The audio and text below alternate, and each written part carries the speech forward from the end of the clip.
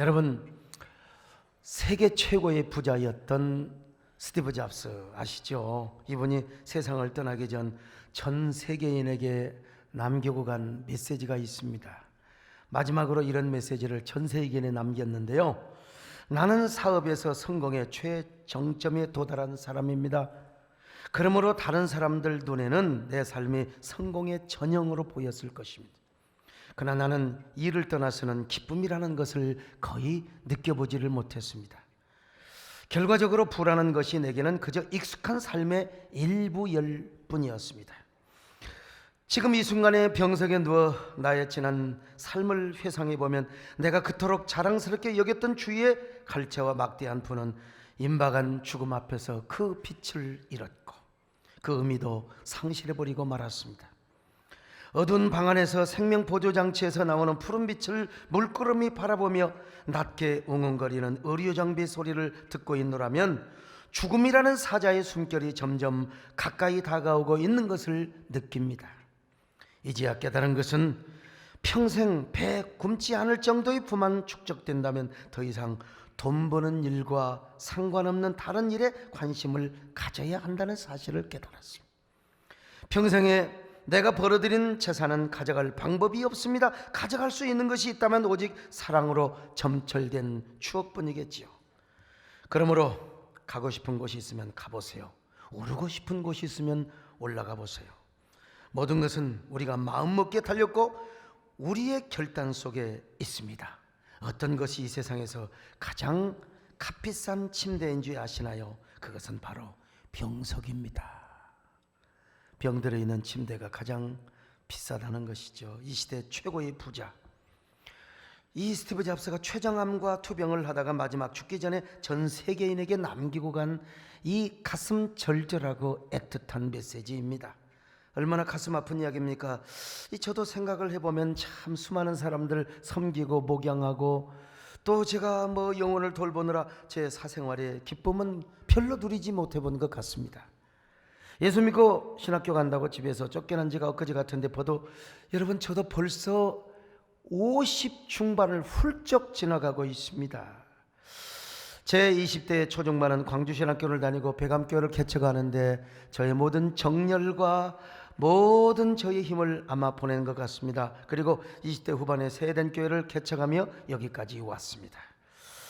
세덴교회를 개척한 후 18년은 오로지 교회 성장과 부흥밖에 몰랐어요. 저도 성장의 노예, 저도 성장주의 노예로 살아왔던 것 같습니다. 그러다가 11, 2년은 아마 이제 한국교회 연합운동 그리고 생태계 보호 공교회 사역을 위하여 저의 시간과 돈과 정열을 퍼부었습니다.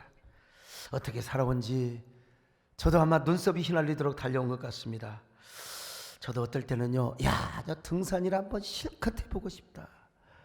크루즈 여행도 한번 해보고 싶다. 특별히 저는 산에 갈 때마다 그냥 청산에서 살고 싶은 마음으로 가득합니다.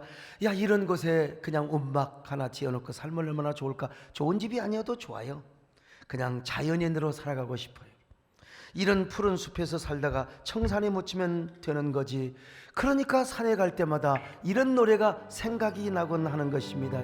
그가 오늘 애플을 이루기 위해서 얼마나 많이 바빴겠습니까?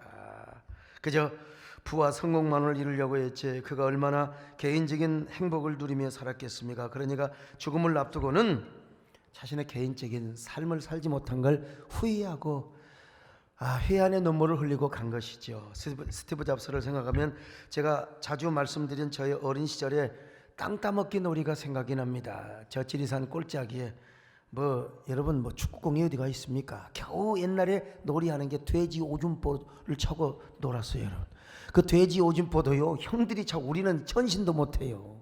그러니까 이제 두 손이 있으면 땅 따먹기 놀이로 때우는 것이죠. 땅 따먹기 놀이는 축구공, 야구공 이런 거 필요 없습니다. 그냥 흙과 5 손가락만 있으면 됩니다. 그때는 이제 손 큰 놈이 장딱이죠. 맨날 얘기해도 나는 손이 적었지 않습니까? 저는 손이 여자 손 같아. 한번 보세요. 근데 손이 적으니까 땅 따먹기에 불리하지 않겠습니까? 그래서 손이 찢어지도록 여러분 제가 벌리는 겁니다. 그것도 사기성을 그냥 부려가지고 막 이렇게 재고 막 이렇게 재고 막 싸우고 말이죠. 그렇게 해서 부동산을 많이 취득했어요. 땅도 많이. 그러나 어느새 해가 뉘엿뉘엿 서산마루에 떨어지고 석양 노을이 붉게 짙어오를 때면 우리 집 쪽에서 그 사납고 카랑카랑하게 들려오는 한 여인의 소리가 들려오는 게 우리 어머니의 그 인정머리 없는 그냥 각사가 짝치자 죽일 놈 이러면 왜 이렇게 욕을 하세요? 그냥 귀한 자식한테. 우리 아버지는 이놈의 제 맞아 죽일 놈, 저는 맞아 죽일 놈, 찢어 죽일 놈, 이렇게 건강하게 사는 것 보면 참 하나님의 은혜입니다. 옛날에는 그 욕먹는 게 그냥 보통이었습니다. 그냥 국수 한 그릇 에라이 처먹어라 이놈아, 그냥 그게 행복인데 요즘은 욕먹는 게 참 아주 상처가 되는 거죠. 근데 저는 이제 그러면 또 어머니 소리가 나면 아이고 옷을 툴툴 털고 이제 집에 가는 거예요. 아무리 많은 땅을 따먹고 부동산 경계선을 많이 그려놨다 할지라도 그건 내 땅 아니에요. 휴관 땅입니다, 여러분. 내 땅 아니에요. 여러분, 인생은 땅 따먹기 놀이를 하면서 마을 회관 앞 흙바닥에 그어놓은 선과 같은 거에 우리의 인생이요. 하루 종일 손이 찢어지도록 손뼘을 넓혀서 땅을 많이 따먹었던들 그건 부질없는 거예요. 나와 아무 상관없습니다. 우리의 인생이야말로 영원히 살고 싶으나 유한하기만 하고요. 모든 것을 갖고 싶지만 결국은 한 줌의 흙으로 청산에 묻히는 게 그냥 우리의 삶이 그렇게 끝나는 것입니다. 언젠가 하늘에서 그만 오라고 손짓하면 손 털고 가야 하는 게 우리의 삶입니다. 그런 의미에서 가수 최희준의 이 하숙생이라는 노래는 참 언제 불러도 와닿습니다. 이게 개사하면 복음성가라고 있지 않습니까? 이게 보통 연말에 부르는데 하여간 제가 주책 빠집니다. 어쨌든 간에요. 인생은 나그네 길 어디서 왔다가 어디로 가는가. 구름이 흘러가듯 떠돌다 가는 길에 정일랑 두지 말자, 미련일랑 두지 말자. 여기서는 다 불러야 됩니다, 여러분. 인생 겸손하게 하나님을 섬기고 예수님을 믿어야 산다. 예수님 할렐루야. 짜자자 짠짜. 이 음악이 더 멋있죠. 예수님을 믿어야 산다. 제가 어느 시절에 동네 사람 죽으면 상해를 매갈 때 공포 많이 들었다고 했잖아요. 공포 이거 언제 얼마나 됐다고 부활주일에. 워낙 공포를 많이 듣다 보니까 이게 지금 자라서도 죽음이 이따금씩 생각이 나고 산에 올라갈 때마다 내가 어디쯤 묻힐까, 어떤 곳에 묻힐까, 소나무 밑에 묻힐까, 이런 생각을 하는 거예요. 그래서 제가 창상에 나갈 때 부르는 망가 소리는 지금도 제 머릿속에 있습니다. 어쩔 때는 제가 연습을 한 막 옛날에 몇 년 전에 집사람은 뭐 죽으려고 환장했냐고 저한테 그냥. 예? 참포면은요, 어젯밤에는 안방에서 잠깐만 오늘 저녁은 풍망산천. 인생이 그런 거라니까요. 어제 저녁은 안방에서 잠깐만 오늘 저녁은 풍망산천. 어이노 이게 나와야죠. 어이노. 어디로 가냐 이겁니다. 어디로. 황천길에는 노자가 없어서 배가 고파서 못 가겐 황천길이 도대체 어디냔 말이요. 풍망산천이 어디 있냔 말이요. 어이노. 참 이런 걸 집에서 연습하면 막 집사람이 웃기는 거죠. 왜 그냥 죽으려고 환장했냐고. 그때 제가 어린 시절부터 이런 생각을 한 겁니다. 인생은 어디로부터 왔다가 어디로 가느냐. 이게 진짜 하숙생 아닙니까? 도대체 황천길은 어디고 풍망산천은 어디란 말인가. 여름날에요, 옛날에는 그렇게 별빛이 잘 보였습니다. 마당에 덕석 깔아놓고 멍석 깔아놓고 거기서 누워가지고 저 찬란히 반짝이는 별들 너머로 누가 살고 있을 것인가, 도대체 누가 살고 있을 것인가, 거기는 어떤 세계가 있는가. 그런 생각을 할 때마다 제가 이제 푸른 하늘 은하수 하얀 쪽대 이런 노래를 이제 부르면서 또 죽음의 생각도 해보는 것이죠. 참 그런 지가 엊그제 같은데 말이죠.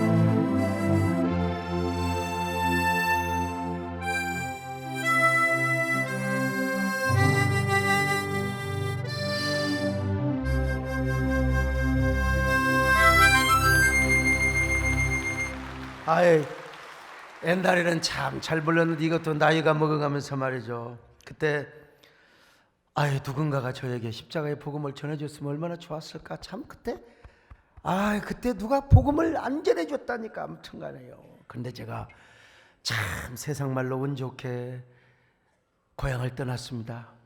고등학교를 어떻게 참 타지러 갔어요. 그때 제가 좀 자유롭잖아요. 그때 이제 후배 녀석이 교회 좀 나오라고. 야, 이 미친놈아 교회를 왜 가나. 형, 교회가 뭐 이쁜 여자 많다고. 전도를 이렇게 지혜롭게 해야 됩니다, 여러분.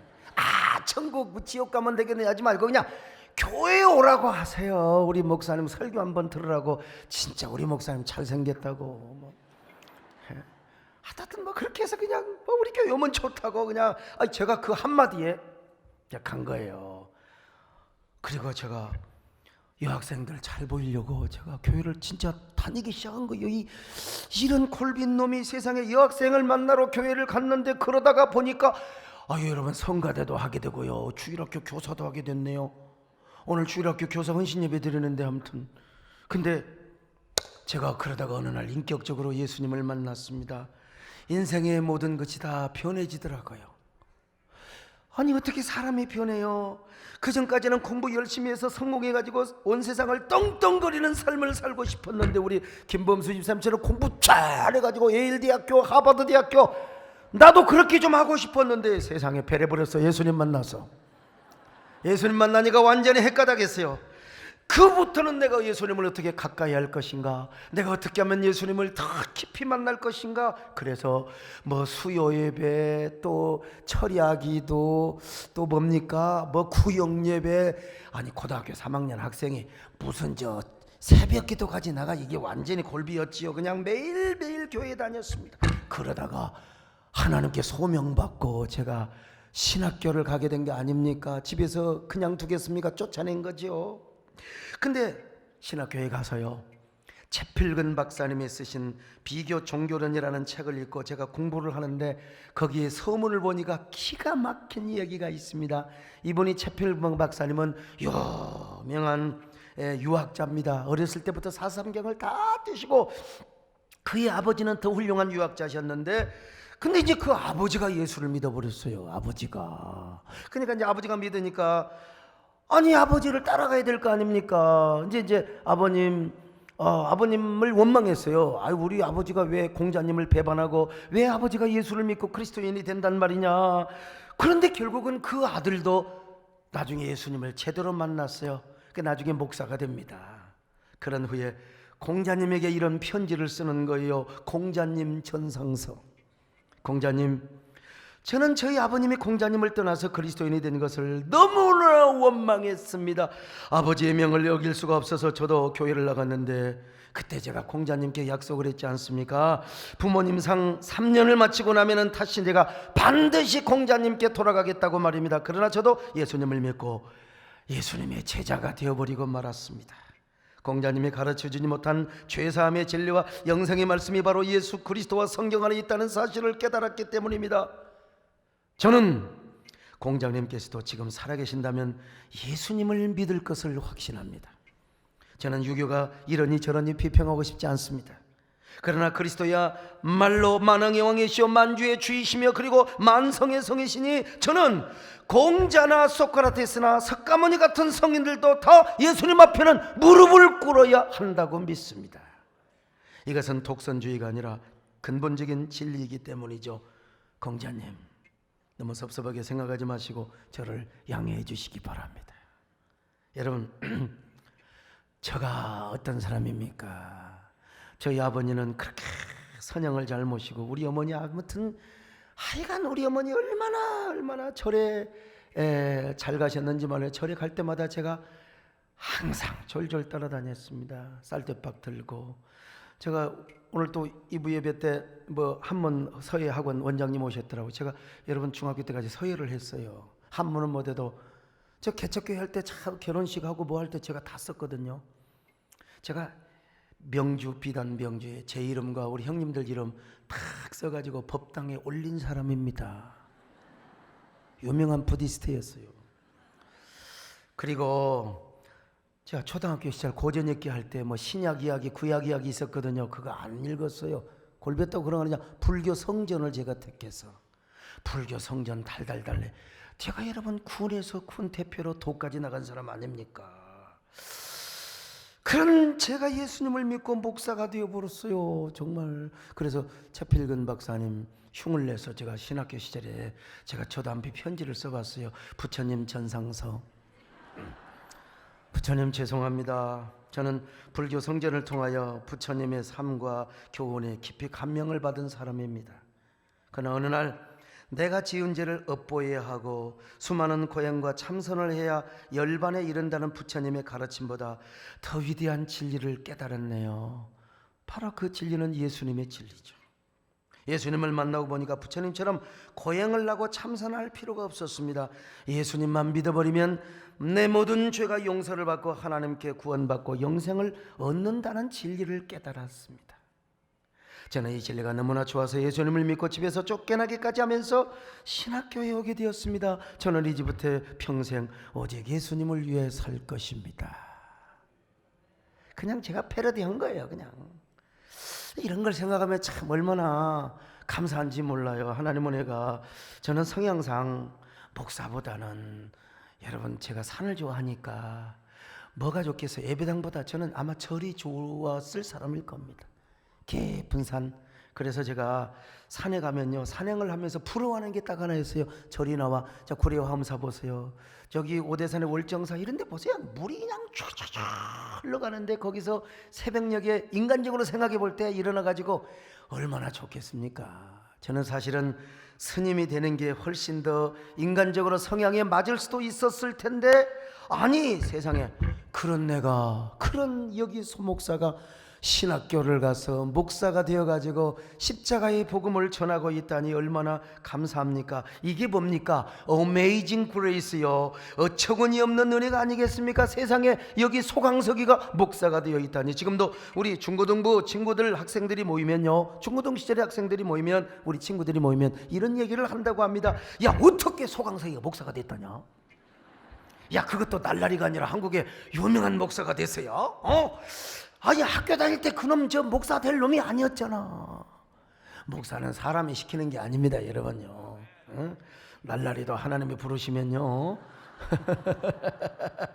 여러분 어릴 적부터 제가 교회 다니리라고는 생각도 안 했어요. 저는 우리 집에 제사가 몇 견데 말이죠.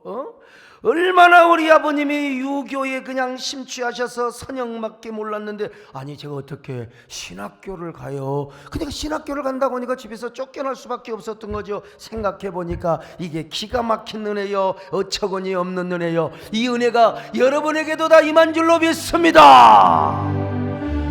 나 같은 죄인 사리시 주의 놀라와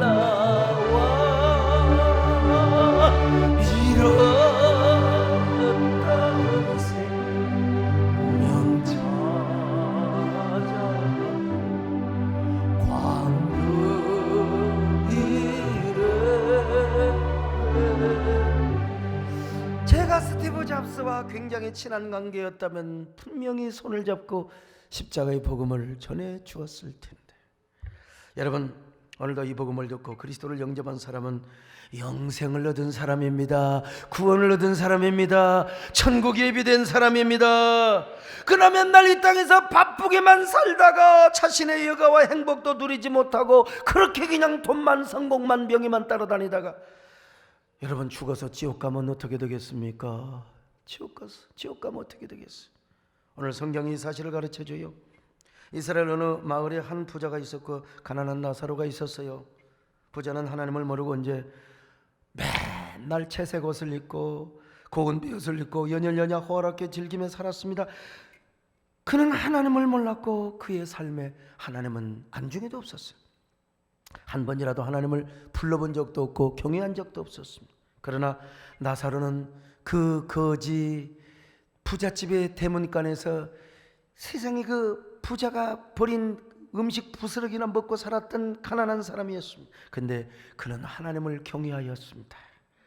결국 부자도 죽고 거지도 죽었습니다. 인생은 부자도 죽고 거지도 죽는 거예요. 다 죽어요. 그런데 나사로는 죽어서 아브라함의 품에 안기게 되었지만 부자는 죽어서 저 지옥에 떨어졌습니다. 그런 것처럼 우리 인생은 한 번 살다가 반드시 죽는 거예요. 반드시 죽음 이후에 천국이냐 지옥이냐, 그거는 우리가 어떤 삶을 살았느냐에 따라서, 누구를 믿었느냐에 따라서 결정되거든요. 그래서 나사로는 비록 거지였지만 하나님을 섬겨서 아브라함의 품에 안겼고 부자는 하나님과 상관이 없는 삶을 삶으로 저 지옥에 떨어졌어요. 지옥에. 이런 얘기해도 지금 혹시 눈을 감고 있는 사람은 지금 지옥 갈까 두려워요? 예, 눈 뜨세요. 예수님과 함께 우리 천국 갑시다. 할렐루야. 예. 자, 어떻게 이런 걸 쳐도, 여러분 어디 가서 이런 거 쳐도 눈 감는 사람이 있어요. 그건 죽음을 연습하는 겁니다. 그런데 그 지역은 타오르는 불꽃으로 가득한 곳이요, 얼마나 뜨거워요. 목이 탔어요. 그래서 아브라함의 품에서 행복하게 좀 아주 천국에 있는 이 나사로가 얼마나 부러웠는지 모릅니다. 그런 나사로를 바라보며 아브라함에게 이렇게 고백합니다. 자, 누가복음 16장 24절 보실까요? 시작. 불러 이르되 아버지 아브라함이여 나를 긍휼히 여기사 나사로를 보내어 그 손가락 끝에 물을 찍어 내 혀를 서늘하게 하소서. 내가 이 불꽃 가운데서 괴로워하나이다. 그러니까 여러분, 우리가 진짜 목이 말라 그러면 물 한 모금이 욕이 나잖아요. 손끝에 물 딱 해가지고 혓바닥 맨 안쪽에 마른 곳에 한 방울만 찍어줘서 사람이 사는 거예요. 유황불이 타는 불못이고 풀무불이 타는 불못이기 때문에 목이 말라 나중에는 어떡합니까? 혀가 말라 슬퍼하며 일을 가는 것이라는 거예요. 자, 계시록 19장 20절입니다. 시작. 짐승이 잡히고 그 앞에서 표적을 행하던 거짓 선지자도 함께 잡혔으니 이 돌이 산채로 유황불 분물못에 던져지고. 자, 마태복음 13장 42절 같이 봅니다. 시작. 풀무불에 던져 넣으리니 거기서 울며 이를 갈게 되리라. 마태복음 22장 13절 시작. 그 손발을 묶어 바깥 어두운 데에 내 던지라. 거기서 슬피 울며 이를 갈게 되리라 하니라. 슬피 울며 이를 간다 이겁니다. 왜 그럴까요? 너무나 고통스러워요. 거긴 아무리 뜨거운 유황불이 타오른다 하더라도 벌레 한 마리 구더기도 죽지 않는다 이 말이요. 자, 마가복음 9장 48절 시작. 거기에서는 구더기도 죽지 않고 불도 꺼지지 아니하느니라. 지옥에서 구더기도 죽지 않는다면 그 구더기가 파먹는 그 사람은 얼마나 고통스럽겠습니까? 죽고 싶어도 죽을 수가 없어요. 불구덩이에서 온 몸이 영원히 타고 있으니 얼마나 고통스럽겠어요. 계시록 20장 10절입니다. 시작. 거기는 그 짐승과 거짓 선지자도 있어 세세토록 밤낮 괴로움을 받으리라. 여러분, 얼마나 고통스럽겠어요. 아이, 목사님 요즘 같은 시대에 이런 설교를 합니까? 당연히 성경에 나와 있는 말씀을 전하는 거죠. 그러니 얼마나 신음하며 이빨을 갈겠느냐 이 말이요. 저는 저희 집사람이 우리 아들을 낳을 때 제가 하룻밤을 병원에서 같이 세웠어요. 꼬박. 그리고 이제 밤을 딱 세우고 11시 55분에 아들을 낳았는데, 근데 우리 집사람이 얌전한 편이요. 막 그냥 애 낳는 고통 정말, 야 어떻게 그렇게, 이게 이제 하와가 선악과 따먹은 결과인데, 근데 우리 집사람은 그래도 저한테 욕은 안 했어요. 와, 험한 여자 있대요. 저녁 내내 욕을 하는데요. 내가 가서 물어봤어요. 누구한테 욕하냐 했더니 지금 남편한테인데요. 남편이 중동 사우디 가가지고 아니 지금 돈 벌러 갔잖아. 근데 자기 고통과 함께하지 않는다고 막 별 뭐 17, 18, 19 편 넘어 욕을 다 하는 거야. 뭐 아저씨 발 냄새 뭐 하든지 나 도대체 얼마나 고통스러우면 그럴까. 그래서 그 이후부터는 아기를 얻고 다니는 모든 여자는 다 존경하기로 작정을 했어요. 얼굴이 찌그러졌든지 이쁘든지 간에 아기를 얻고 다니는 여자는 위대하다, 위대하다, 정말 위대하다. 저는 여러분 뜨거운 음식을 못 먹어요. 이 성질이 급해서 그런지 아무튼 간에 그냥 그래서 밥을 아예 공기 주면 아예 탁 퍼가지고 사발에다가 그냥 적당히 식혀서 먹습니다. 목욕통에 가도 뜨거운 물이 잘 못 들어가요. 왜? 제 피부가 여러분 연하고 순과 같은 어린애예요. 좀 요즘 산을 많이 가서 얼굴이 타긴 했지만 제 피부 잘생겼다는 거 여러분 다 아시잖아요. 자, 비행기 타면요 스튜어디스가 딱 달려갖고 뭐라고 인사하셨어요? 아유 목사님 저렇게 피부가 좋으세요? 아주 한마디 더 하면 얼마나 목사님 진짜 잘생겼다 그러면 근데 사우나탕에 들어갈 때마다 지옥을 생각합니다. 하나님이 지옥은 이보다 얼마나 뜨거울 텐데 진짜 여러분 45도 막 48도 가봐요. 그냥 이거요 이거 그냥 도대체 막 뜨거워. 그때 여러분 목사가 지옥을 생각해야죠.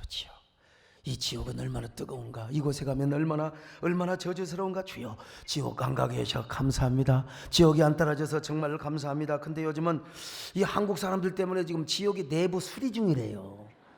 우리나라는 너무 불가마가 그냥 너무 뜨거워가지고 불가마에 가서도 뜨겁다고 하지 않아. 막 열탕에 가서도 요즘 우리 한국 사람 뭐라고 하니 시원하다. 그래서 우리 하나님이 열받으셔가지고 지금 지옥을 수리 중이라고 합니다. 참 세계 사람들이 다 한국 사람 때문에 손해보는 거예요.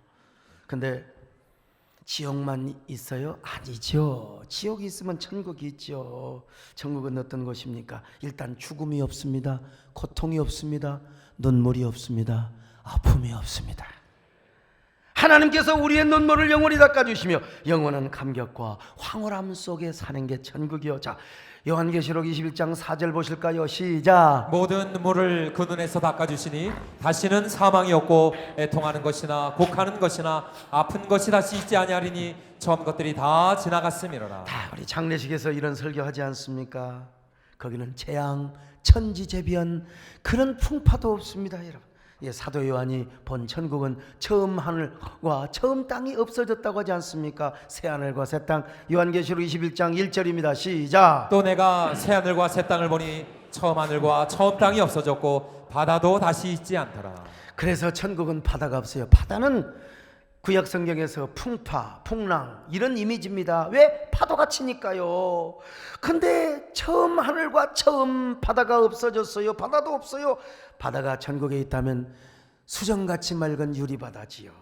그래서 천국은 거친 풍랑이나 파도가 전혀 일지 않는다는 것입니다. 고대 근동에서 여러분 다 그 숨어있는 리오야단 용들이 말이야 풍랑을 일으키고 배를 뒤집은다고 생각했어요. 그런데 천국의 수정 같은 유리바다는 다 보여버려. 개미 새끼 한 마리도 안 보여. 그러니까 물결 치지 않아. 풍랑이 없어요. 그러니까 계시록 22장에 와서는 천국이 아름다운 동산으로 표현이 되어 있습니다. 그 동산에는 생명강이 흐르고 있어요. 그리고 그 길가에는 생명나무가 있는데 그 과실은 12달 동안 캐서 이걸 따먹어요. 만국을 소성하며 치료하는 열매입니다. 그러므로 이 천국은 잃어버린 에덴 동산을 다시 찾은 새 에덴의 축복이요, 복락원의 축복이죠. 그래서 우리가 천국을 연상할 때 아름다운 동산을 떠오르게 됩니다. 저도 여러분 산에 가면서 개울이 있고 좋은 계곡이 보이면 천국은 이보다 더 아름다울 텐데, 할렐루야, 아름답다 저 동산 우리 다 같이 가보세. 노래를 안 부를 수가 있나요 여러분요? 아름답다 저 동산 우리 다 같이 가보세.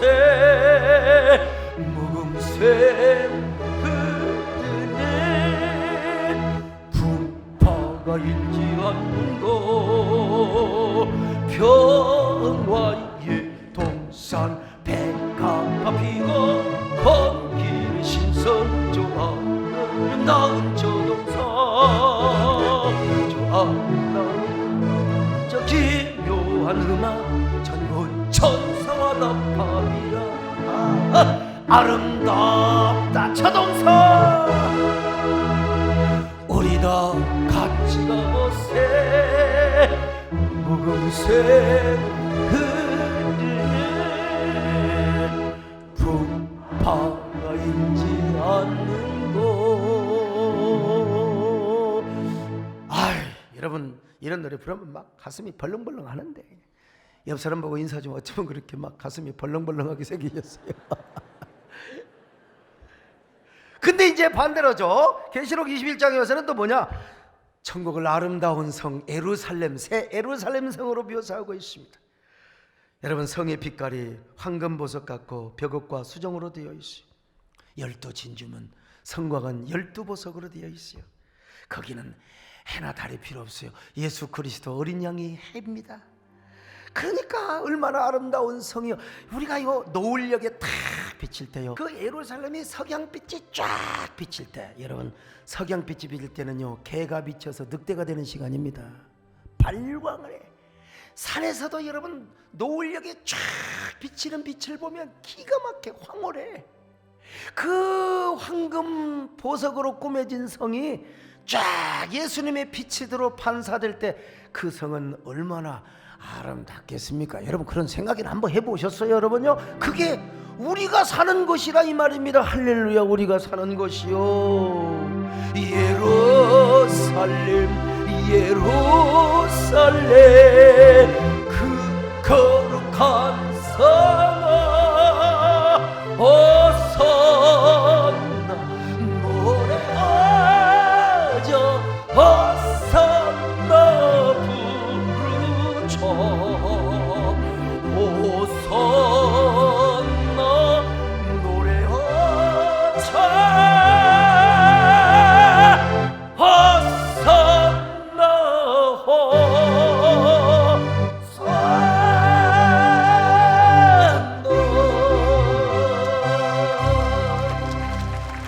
목사님 그렇게 악을 안 써도 되는데 여러분 제가 악을 안 쓰게 생겼어요. 여러분은 궁전 같은 거 생각도 안 하죠. 이 좁은 아파트에 닭장 같은 데 살다 보니까 여러분 경복궁 저도 아직 못 가봤어요. 그러나 여러분 멀리서 봐요. 호텔에서 보면 다 보여. 경복궁 같은 데서 산 사람은 이게 머릿속에 착 그냥 떠오르죠. 천국의 모습이. 공주병이라도 한번 걸려보세요. 공주병 걸린 여자, 왕자병 걸린 여자가 경복궁에 가면 그런데요. 어쩐지 내 집에 온 것처럼 마음이 편하. 그리고 10,000원짜리 보면서 이게 우리 아버지라고, 우리 아버지라고. 예? 여러분, 근데 아무리 뭐 아름다운 동산 또 아름다운 뭐 예루살렘 성에도 이게 잘 안 와닿아요. 그래서 하나님께서는 천국을 아주 실제적으로 보여준 겁니다. 사도 요한을 통해서. 그 모습은 뭐냐? 신부가 남편을 위하여 단장하는 모습으로 보여준 겁니다. 자, 계시록 21장 2절까지 보실까요? 시작. 또 내가 보매 거룩한 성 새 예루살렘이 하나님께로부터 하늘에서 내려오니 그 준비한 것이 신부가 남편을 위하여 단장한 것 같더라. 여자건 남자건 간에 첫사랑을 잊어먹는 사람은 그건 치매 걸린 사람입니다. 첫사랑. 처음 사랑. 여러분 우리 배장용 장로님 처음 사랑이 있을 거 아니에요? 예. 김창주 장로님 처음 사랑이 없습니까? 당연히 있죠. 첫사랑이 있는 겁니다. 저도 있고요. 첫사랑은 다 있어요. 그래서 우리가 근데 옛날에는 뭐 처음 사랑 뭐 그냥 첫날 밤에 결혼식 그게 이제 첫사랑이죠. 과거에는 거의 다. 옛날 사극 영화 보면은 첫날 밤 신부 신랑의 쪽도리를 탁 벗기고 풀을 훅 굽니다. 그 다음은 제가 설명 안 해도 아시잖아요. 근데 그 장면을 볼 때는 누구든지 껌을 씹다가도 딱딱 씹다가도 이게 처음 사랑인 거예요. 처음 사랑. 근데 사도 요한은 더구나 평생을 호렙이 평생을 혼자 살아왔어요. 왜? 예수님께서 부탁하셨어요. 내가 십자가에 죽으니까 나 대신 우리 마리아 어머니를 잘 모셔다오. 그래서 사도 요한이 의리 지키려고 결혼하면 자기 부인이 마리아 핍박할까 싶어서 평생을 혼자 살았어요. 얼마나 착한 남자입니까? 자, 혼자 살다 보니까 여러분 수많은 결혼식을 봤을 거 아니에요. 결혼하면 어떻게, 첫날 밤은 어떨까, 저 신부의 아름다움을 보면서 아니 당연히, 그런데 이런 머릿속에 이런 이미지네이션이 있는 이 사도 요한에게 하나님께서 천국의 모습이, 와, 신랑을 위하여 단장한 신부. 난 여러분요, 결혼 조리할 때 별로 그냥 메주같이 생긴 여자도요, 웨딩드레스 입고 화장 쫙 하면요, 내가 다시 한 번 더 봐. 그 여자 맞냐? 하여간 결혼한 날은 신부가 가장 아름답습니다. 눈이 부시게 아름다워요. 하나님께서 사도 요한에게 천국의 아름다움을, 신부가 신랑을 위하여 단장한 그 모습이요. 여러분 다 그 모습이 다 있었어요. 지금은 복삭 다 했지만요. 그렇게 천국을 그렇게 보여주었단 말입니다. 그러니 얼마나 황홀하겠습니까? 여러분 다 지금은 별로 지나간 것처럼 보이지만 그때의 결혼을 앞두고 설레였고 연애하고 그 첫날 밤의 스릴 이런 거 있잖아요. 천국은 이보다도 더한 황홀함과 그리고 기쁨과 영생복락이 영원하다는 거요, 깨달아지면 아멘합니다. 사도 요한에게 이렇게 보여줬어요. 사도 요한이 얼마나 황홀했겠습니까? 하나님, 나 먼저 천국 가고 싶습니다. 그런데 마리아를 모셔야 돼요. 그래 사도 요한이 제일 오래 살았죠. 근데 요즘 천국도 좀 문제가 생겼어요. 요즘 여자분들이 너무 이게 성형수술, 너무 이게 튜닝을 해가지고 보톡스를 너무 그냥 심하게 하다 보니까 이게 천사들이 이게 얼굴을 못 알아보는 거예요. 그러니까 적당하게 하셔야 됩니다. 자꾸 이렇게 원래 사진하고 보니까 너무 달라요. 아니 천사님요, 저 세den께 전도단이었어요. 저 세den께 안내위원이었거든요. 포톡스를 하다 보니까 몰라보는 거예요. 그래서 요즘 천국 들어가는 출입문에 얼굴 자동 인식 시스템을 설치하고 있다는 것입니다. 자동으로 그냥 딱 하면 얼굴이 딱 나와서 맞아. 아무튼 여러분, 천국과 지옥이 있습니다. 여러분 어디로 가야 되겠습니까? 여러분들은 지금 어디로 가고 있습니까? 회화에 꼬였나? 어디로 가고 있어요? 지옥입니까? 천국입니까? 유명한 존 스탄트 목사님은 지옥 가는 영혼은 영혼이 멸절한다는데 그 잘못된 얘기입니다. 지옥에 가도 우리 영혼은 끊임없이 고통을 당하는 거예요. 지금 여러분이 어디로 가고 있습니까? 유황불이 영혼이 타오르면 나의 생사를 태우는 지옥, 전갈과 구더기와 더러운 벌레가 나의 생사를 물어뜯는 영원한 지옥, 끝없는 고통을 향하여 여러분이 전력 질주하고 있습니까? 아니면 황금보석 꾸며진 저 아름다운 토성, 12진주문으로 이루어진 새 예루살렘으로 여러분들이 지금 가고 있습니까? 끝없이 의와 탄식을 하며 자신의 인생을 저주하며 슬피 울며 이를 갈아야 하는 지옥으로 여러분이 달려가고 있습니까? 아니면은 사랑하는 사람과 결혼하는 첫날 밤보다 더 아름다운 설레임과 황홀한 환희와 감격이 있는 천국에서 여러분들이 영혼을 보내시려고 달려가고 있습니까? 오늘 여러분, 우리의 발걸음을 천국으로 돌이켜야지요. 여러분들 다 이곳으로 가고 있으면 아멘합니다.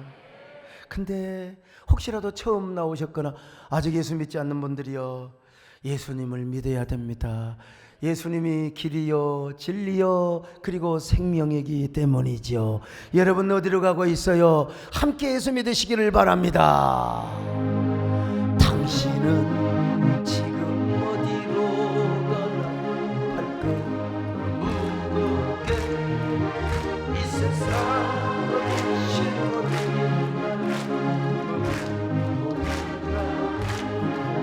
예수 안에는 안식이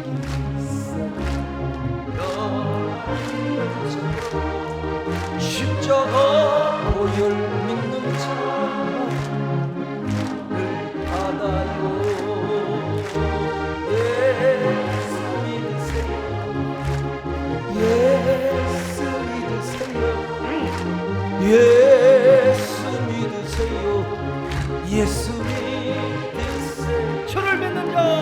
주를 믿는 자 영원한 생명 얻으리. 하나님 나라 그의 것이라. 어서 예수 믿으세요. 어서 예수 믿으세요. 전국 가면 두 가지 놀라운 사실을 발견해요. 세상에 진짜 내가 믿는 대로 천국에 와버렸네. 세상에 내가 천국에 와버렸어요. 세상에 내가 왔어. 내가 와버렸어. 근데 보니까 아니 꼭 와야 할 사람이 안 온 거야. 진짜 와야 할 사람이 안 오는 거야. 두 가지 가슴 아픈 일이 생긴다는 거야. 여러분 우리 천국에서 다 만납시다. 할렐루야. 천국에서 만납시다. 그리고 우리 같은 동네 삽시다. 같이 그냥 같이. 거기서 우리가 만나면 여러분 진짜 꿈을 꾸도 서로 알아보고 하나님께 감사할 것이 아니겠습니까? 이것이 바로 황홀한 감격이고 황홀한 만남의 축복이 아니고 무엇이겠습니까? 여러분 별처럼 수많은 사람들 그 중에 그대를 만나 꿈을 꾸듯 서로를 알아보고. 여러분 그렇게 합시다. 고백합시다. 할렐루야. 여러분 이런 사람은 다음 주에 있을 맥주 감사도 잘하는 거예요. 아니 우리가 천국 가는데 무슨 오늘 우리 교회 처음 오셨거나 아직도 마음속에 예수 그리스도를 영접하지 못한 분들이요, 우리 함께 좋은 말씀 드릴 때, 옛날 말로 좋은 말로 할 때 함께 우리 예수 믿고 영원히 천국에서 영원히 우리 함께 이런 만남 속에서 이런 영생복락을 누릴 수 있기를 축원합니다. 그런 우리 모든 성도들이 되시기를 축원합니다. 하나님 아버지 고맙습니다. 우리 귀한 아름다운 진짜 예수의 복음을 믿고 우리 함께 천국 가는 길로 다 들어서는 여기서 한 사람도 지옥 가는 일이 없도록 도와주시옵소서. 예수님의 이름으로 기도 올려옵나이다. 아멘.